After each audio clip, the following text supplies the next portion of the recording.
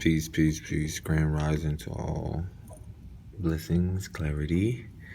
We are in beautiful and ever-changing and ever-unfolding moments.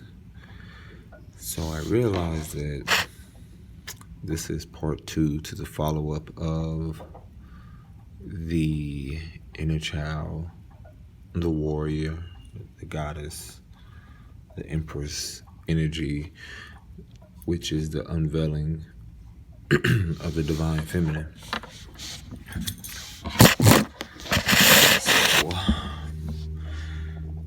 And this is a message to the divine feminine, and it's an energy. It's not per se a woman or a child. It's the essence of who we are, but it's really pertaining to the rising of the matriarchal, the healing of the matriarchal, and the rising of the phoenix.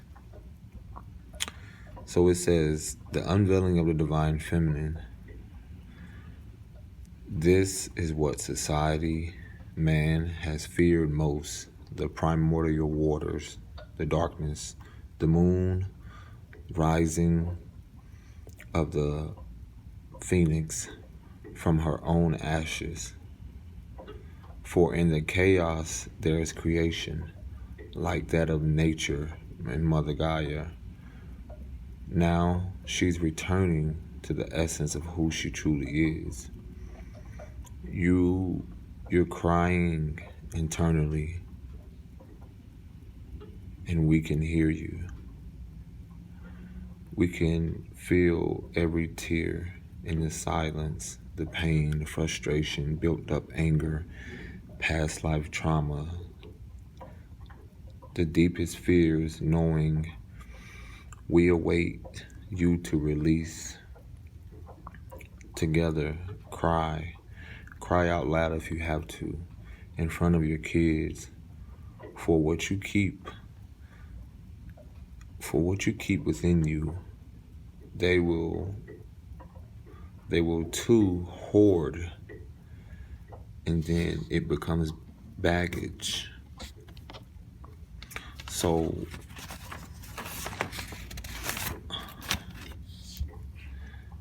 what we're seeing happening is that again, I always speak about how the unveiling of the divine feminine, the energy of how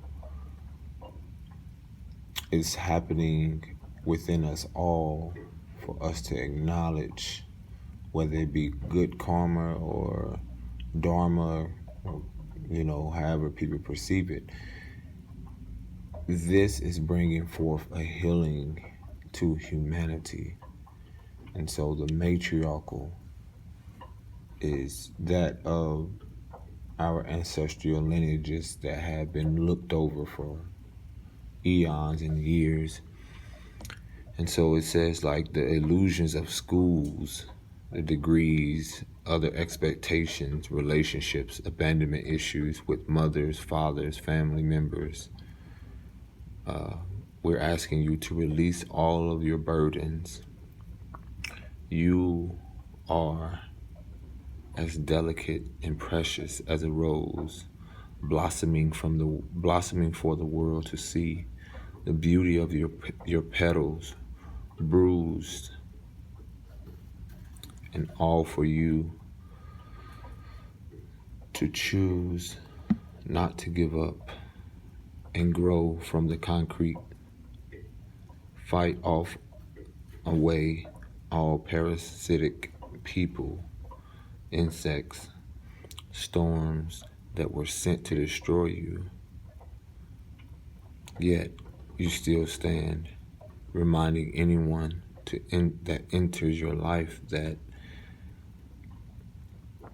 you have embraced your own darkness with yourself, but you also remind them that you have your thorns, to prove that the beauty is in the struggle, to show you that your eyes accept me, but do not forget and be cautious of the thorns that I have.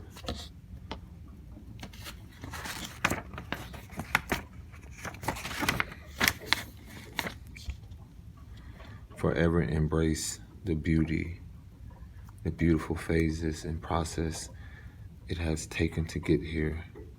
Trees, flowers, all things in nature comes in all sizes. And when I say that, it's more of like we have the programming of what beauty truly is. Beauty is truly within.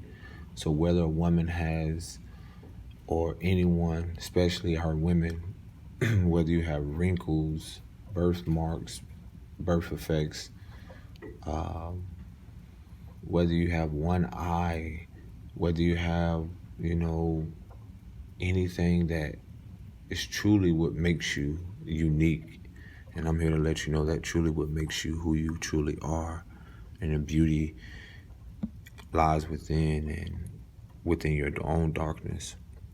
And so that's why trees and flowers and everything has its own unique way of expressing itself. And so just expressing to you that your physical is not everything that you are. Everything that you are is just as your spiritual and your physical. So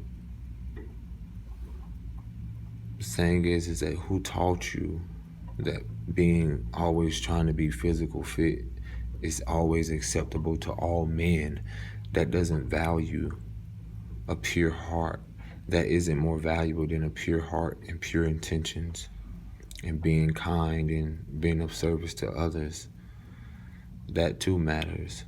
The world needs you. The world needs your light as well as your embracing the darkness, for you to embrace your own darkness so that you can someday see and acknowledge that inside, and acknowledge your inner child, your inner essence, and nurture yourself back to being healed and loved and whole, and acknowledging the greatness within you, and knowing that loving being, whether you are like considered weird or whatever, if you like to hug trees, do yoga, yogi, becoming a doula, a midwife, a herbalist, truthfully, that's your authenticity, accepting your spiritual roots. And who cares if they call you crazy, wicked, witch, satanic, all these things. They're going to call you everything because they don't know what it is to accept themselves. And so they're going to ignore the truth about who they are. And the truth is, people hate what they cannot understand or understand. Be you, for someone is watching, and being weird or strange is normal in your own world. That's all right. Let them judge until their dying days. As long as you know that no one can dim your light or put out your infinite flame, for your ancestors are depending on you to rise as a phoenix in this lifetime, not the next one. So what are you waiting for? For trust, there are others just as you are that are accepting of everything that they are without judging you, without being an ego, there are others that will love you without selfish attachments. So now is the moment where you walk away from all that no longer serves you, so you can walk into your highest calling and purpose. If not now, then when? So, to who all this resonates with, open your wings and take a leap. Peace and blessings. I love you infinitely.